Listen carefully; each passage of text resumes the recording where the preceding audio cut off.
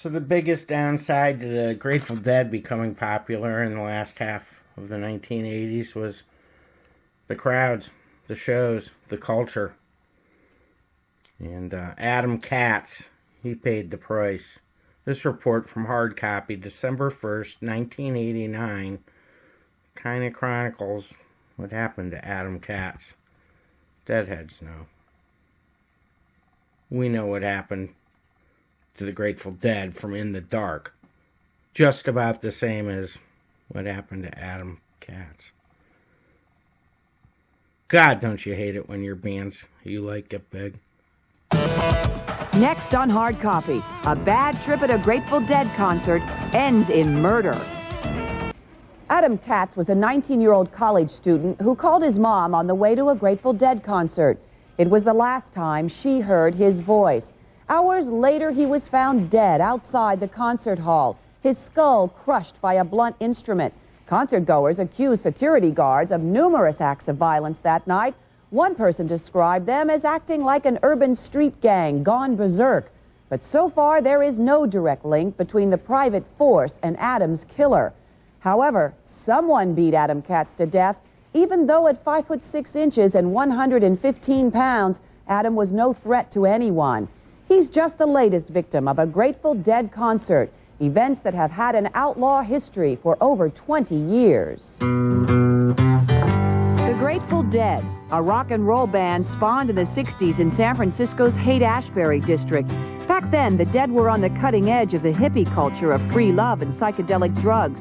20 years later, the Grateful Dead is hotter than ever, with a whole new generation of fans attracted to the sound and to the lifestyle. One of them was Adam Katz. Only 19 years old, Adam and a bunch of Deadhead friends from the University of Hartford drove down to a Grateful Dead concert at the Brendan Byrne Arena just outside New York this fall. It would be the last concert he would ever attend. We saw him, he was all mellow, you know, we just talked to him for a couple minutes, and, you know, it's a lot of crowd, a lot of crowd, so we were just, you know, we were moving along.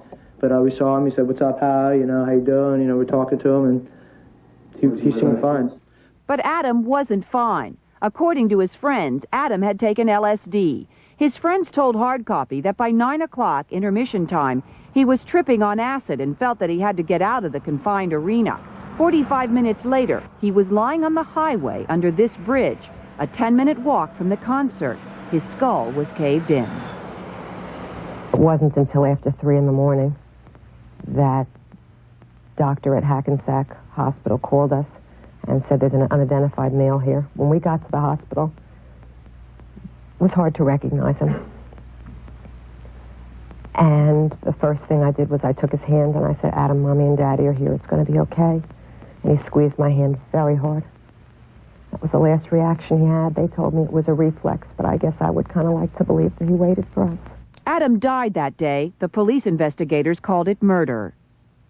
Cause of death definitely was a major cerebral trauma due to a blow. One single blow, the medical examiner says, was the cause of death. He was definitely hit over the top of the head with something. But who hit him? There were 20,000 fans inside, another 5,000 in the parking lot, but incredibly no eyewitnesses.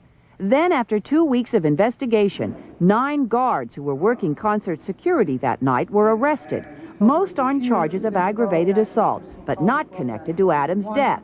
According to investigators, guards brutalized some concert-goers, allegedly even hitting them over the head with their walkie-talkies. These cases that we have uncovered don't have any connection to the homicide. And yet these cases sprang from the investigation. That's correct. Of the homicide. Right. We saw people who had clothes that had been ripped off them.